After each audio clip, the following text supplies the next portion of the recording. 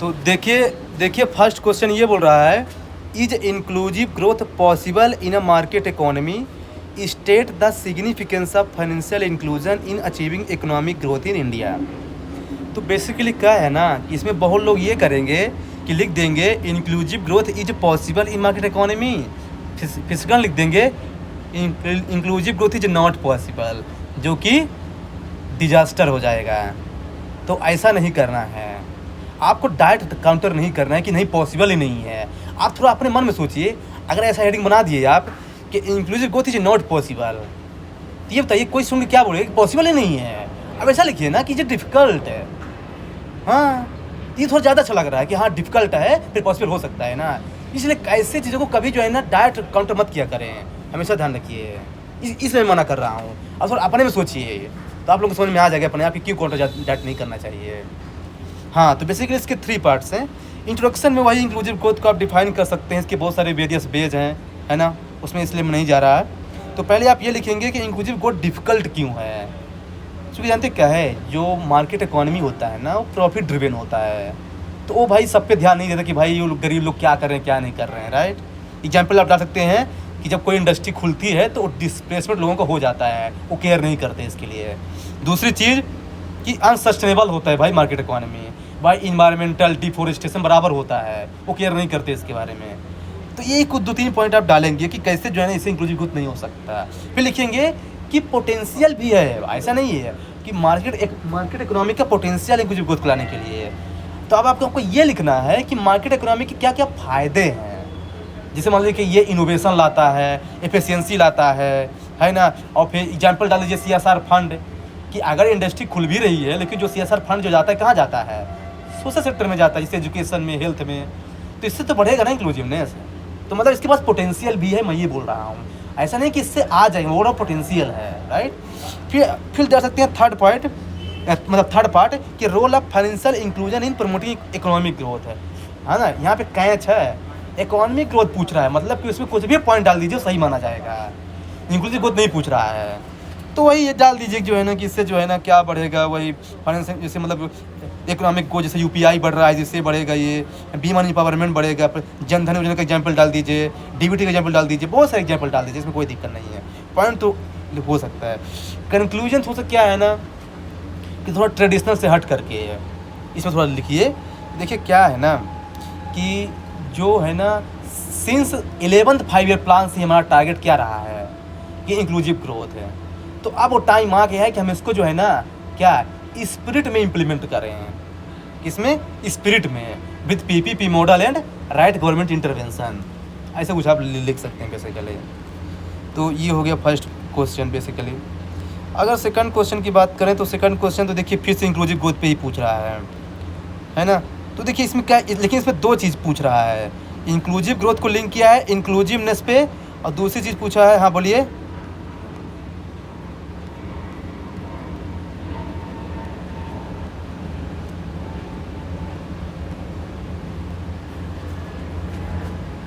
तो महाराज आप लोग बोले 5 ईयर प्लान क्या, तो जब नहीं बोले तो मतलब नया है ना। पुराना मतलब कि स्टूडेंट के लिए पुराना नया होगा ना, क्योंकि इतना कोई डीप में सोच पाएगा। सोचिए आप एग्जाम हॉल में सोच पाते हैं आप? हाँ, तो फिर तो देखिए सेकंड क्वेश्चन क्या बोल रहा है कि इंक्लूसिव ग्रोथ जो है ना, जो है ये क्वेश्चन पढ़ने दीजिए, कहाँ गया क्वेश्चन। हाँ, ये है कि it is argued that strategy of inclusive growth is intended to meet the objective of inclusiveness and sustainability together. Comment on this statement. तो वही मतलब जो है ना इसके जो है ना बेसिकली आप जो है ना इसको 3 पार्ट में डिवाइड कर सकते हैं कि जो इंक्लूसिव ग्रोथ है ना कैसे पहले लाता है इंक्लूसिवनेस, फिर इंक्लूसिव ग्रोथ कैसे लाता है सस्टेनेबिलिटी। दोनों को आप कंबाइन करेंगे इंटीग्रेटेड अप्रोच में, फिर लिखेंगे उसके चैलेंज, क्योंकि उसने ये बोला है कमेंट करने के लिए, ऐसा करेंगे। तो यही आप डाल सकते हैं कि जो है ना इंक्लूजन कैसे लाएगा, जॉब प्रोवाइड करके, एजुकेशन प्रोवाइड करके, राइट। फिर ये सस्टेनेबिलिटी कैसे लाएगा, जैसे मान लीजिए कि अगर कोई रिन्यूएबल एनर्जी को हम अडॉप्ट कर रहे हैं जैसे सोलर पैनल, तो ये जॉब भी देगा और इन्वायरमेंट को भी सेफ रखेगा। यही तो करेगा इंक्लूसिवनेस और सस्टेनेबिलिटी। तो ऐसा कोई एग्जाम्पल डालना है कि मतलब आपको वो चीज़ यहाँ पे लिखना है कि जो दोनों काम करे, इकोनॉमी को भी फ़ायदा करे और साथ साथ में क्या है ना कि इन्वायरमेंट को भी फ़ायदा करे। तो आप डाल सकते हैं इसका मनरेगा स्कीम का, किसी लोगों को जॉब भी मिलेगा और वाटर कंजर्वेशन भी होगा, क्योंकि जब लोग वाटर डैम बनाएंगे तो इससे क्या है वाटर कंजर्वेशन भी होगा ना। तो ये ऐसे कुछ एग्जाम्पल डाल सकते हैं इसमें बेसिकली। चैलेंजेस में वही कि एक तो भाई क्या है कि इकोनॉमिक एक साइड है और इन्वायरमेंट एक साइड है, तो उसको बैलेंस में थोड़ा डिफिकल्ट है बैलेंस करना। दूसरी चीज़ जो है ना कि रूरल अर्बन डिवाइड बहुत ज़्यादा बढ़ रहा है, तो इससे भी थोड़ा सा चैलेंजेस आ जाएगा। कंक्लूजन में तो देखिए वही है कि देखिए क्या है ना कि जो इंक्लूसिवनेस और जो सस्टेनेबिलिटी है ना, राइट, ये म्यूचुअल चीज़ें हैं, मतलब कि they should be mutually reinforced है। किसी एक को इन्फोर्स करने से जो है ना सस्टेनेबल डेवलपमेंट नहीं होगा। Which will also help in achieving Gandhi ji ideas of what Antyodaya to Sarvodaya, ऐसे कुछ आप लिंक कर सकते हैं। अगर बात करें थर्ड क्वेश्चन का, तो ये बोल रहा है कि Pradhan Mantri Jan Dhan Yojana is necessary for bringing unbank to the institutional transfold. Do you agree with this for financial inclusion of the poorer section of the Indian society, give argument to justify your opinion. और इसमें क्या है ना, बहुत लोग ये सोचेंगे कि मैं पहले ये लिखूँगा कि इसका सिग्निफिकेंस क्या है, फिर सेकंड में ये लिखूँगा कि प्रधानमंत्री जनधन योजना जो है ना कैसे फाइनेंशियल इंक्लूजन को बढ़ाएगा, फिर थर्ड लिखूँगा उसके कंसर्न्स क्या हैं। लेकिन क्या है ना, इसमें फर्स्ट और सेकंड पार्ट सेम ही हो जाएगा, इससे दोनों को मर्ज करना ज़्यादा सही होगा। तो डालिए सिग्निफिकेंस और उसमें सब पॉइंट लिख दीजिए। सेकंड पॉइंट चूँकि बोला डू एग्री, तो लिखिए कंसर्न्स भी है इसके, फिर लिखिए चूँकि कंसर्न्स लिखे हैं तो इसके जो है ना आप वे फॉरवर्ड भी लिख सकते हैं। इसका इंट्रोडक्शन तो बहुत आसान है। प्रधानमंत्री जो जनधन योजना है 2014 में लॉन्च किया गया है, इसका क्या पर्पज़ है आप लोग जानते हैं। सिग्निफिकेंस वही कि है ना कि banking penetration, direct benefit transfer, है ना, वीमेन एम्पावरमेंट, ये सब ये इसके सिग्निफिकेंस है।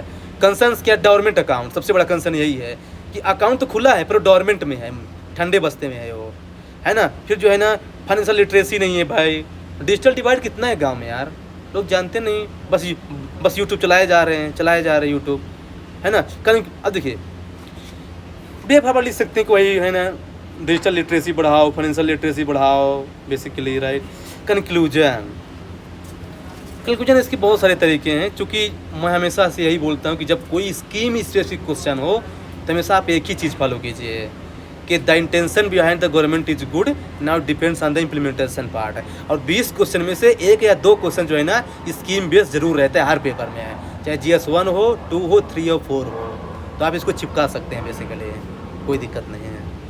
हाँ, चौथा क्वेश्चन क्या बोल रहा है कि जो है ना कि comment on the challenges for inclusive growth which includes careless and useless man power in the Indian context, suggest measures to be taken for facing this challenges.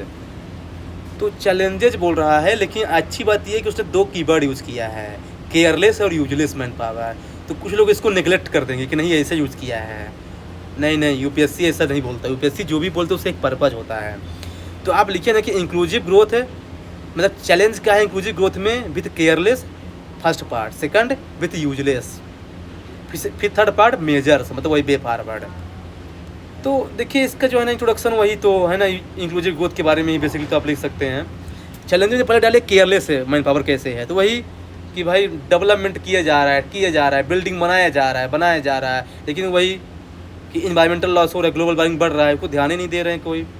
तो ऐसे यूजलेस मैन पावर में वही 90% लोग जो है ना अनस्किल्ड है India में, 90% लोग, और वो भी इनफॉर्मल सेक्टर में हैं। तो क्या है ना कि ये डेमोग्राफिक डिजास्टर बना जा रहा है बेसिकली इंडिया में, जो बहुत बड़ा कंसर्निंग पॉइंट है। तो ऐसे कुछ आप लिख सकते हो 2 पार्ट में डिवाइड करके। फिर मेजर्स में, तो मेजर्स को भी 2 पार्ट में डिवाइड कर सकते हैं कि ये कि जो है ना यूजलेस वाला मेजर्स और एक जो है ना केयरलेस वाला मेजर्स। फिर इसमें स्कीम बहुत सारी लॉन्च कर सकते, जैसे प्रधानमंत्री Kaushal Vikas Yojana, skill India mission, national education policy, aspirational district program, मनरेगा स्कीम, ये बहुत सारी स्कीम इसमें डाल सकते हैं, कोई दिक्कत नहीं है। कंक्लूजन की बात करें ना तो वही है कि देखिए क्या है कि चूँकि इसने यूजलेस मैन पावर की बात किया, तो क्या है ना कि मैं जो है ना उस पर टारगेट करूँगा कि देखिए क्या है कि जो इंक्लूसिव ग्रोथ है ना, ये केवल स्लोगन नहीं होना चाहिए, है ना, उसको जो है ना अच्छे से इम्प्लीमेंट भी करने की ज़रूरत है ना। तभी जो है ना इंडिया के पास जो भी एडवांटेज है ना डेमोग्राफिक डिविडेंड का, उसका फ़ायदा उठा सकता है फिर आप लिख सकते हैं कि इंडिया इससे इंडिया अचीव कर पाएगा जो भी लिखना है, 30 trillion economy, 5 trillion economy, SDG 8, जो भी लिखना है लिख डालिए। फिर विकसित भारत लिख डालिए अपने मन से। लास्ट क्वेश्चन ये बोल रहा है कि capitalism has guided the world economy to unprecedented prosperity, however it often encourage short sightedness and contributes to wider disparity between the rich and poor. In this light would it be correct to believe and adopt capitalism for bringing inclusive growth in India, discuss है। तो देखिए यहाँ भी कुछ लोग सोचेंगे कि पहले मैं लिखूंगा कैपिटलिज्म के पॉजिटिव पॉइंट क्या है, फिर नेगेटिव पॉइंट क्या है, फिर लिखेंगे कि मेरिट क्या है कैपिटलिज्म के, फिर डीमेरिट क्या है। अरे भाई बात एक ही है, बात एक ही है। तो आप जो है थोड़ा सा यहाँ पे आपको डिप्लोमेटिक बनना पड़ेगा। तो आप ये लिखिए कि फर्स्ट दो पार्ट तो सही है, ठीक, लेकिन थर्ड पार्ट में आप ये लिखिए कि यस पोटेंशियल एंड स्ट्रेटजी है ना for capitalism for bringing inclusive growth in India. इसमें आप जो है ना पोटेंशियल वाला हेडिंग डाल सकते हैं बेसिकली कि हाँ पोटेंशियल है, क्योंकि भाई उससे इनोवेशंस आता है, एफिशिएंसी आती है। आप देख लीजिए ऐसी बहुत सारी चीज़ें हैं जहाँ पे जो है ना प्राइवेट प्लेयर अच्छा काम कर रहा है। देख लीजिए जो भोपाल रेलवे स्टेशन है भाई बहुत अच्छा है। नोएडा में जो है ना एयरपोर्ट खुल रहा है वो हाँ नोएडा में जो है एयरपोर्ट जो खुल रहा है भाई वो भाई बहुत अच्छा एयरपोर्ट बन रहा है, मतलब बहुत अच्छा एयरपोर्ट है पूरे, मतलब हाँ एशिया का लार्जेस्ट बनने जा रहा है वो। तो ये आपको लिखना है कि इसमें क्या इफेक्टिवनेस है बेसिकली ये मतलब इंक्लूसिव ग्रोथ को बढ़ाने के लिए। क्योंकि भाई जो एयरपोर्ट बन रहा है भाई उससे जॉब भी तो क्रिएट होगी ना, तब ये सब लिखना है इसमें। फिर कंक्लूजन में अब देखिए फिर से वही चीज़ आ गई कैपिटलिज्म, तो थोड़ा सा मैंने अलग एंगल लिया यहाँ पे, आर्टिकल 39 सेट कर दिया है। और ये तब कर पाएंगे जब थोड़ा सा ब्रॉड सोचेंगे। तो मैं आप ऐसे देखे जो कैपिटलिज्म है ना ये अपने आप में ना बुरा है ना अच्छा है, ठीक ना, इसको एक डायरेक्शन की ज़रूरत होती है, बस हो गया। हाँ तो capitalism itself is not good not bad but it needed proper directions with right government intervention which will help in achieving India's constitutional provisions like Article 39 redistribution of wealth towards inclusive growth। तो कुछ ऐसा link कर सकते हैं पैसे के लिए। तो देखिए वही है, चीज़ें बिल्कुल आसान है, बस थोड़ा सा क्या है ना कि और अच्छे से ब्रेन स्टॉर्मिंग करने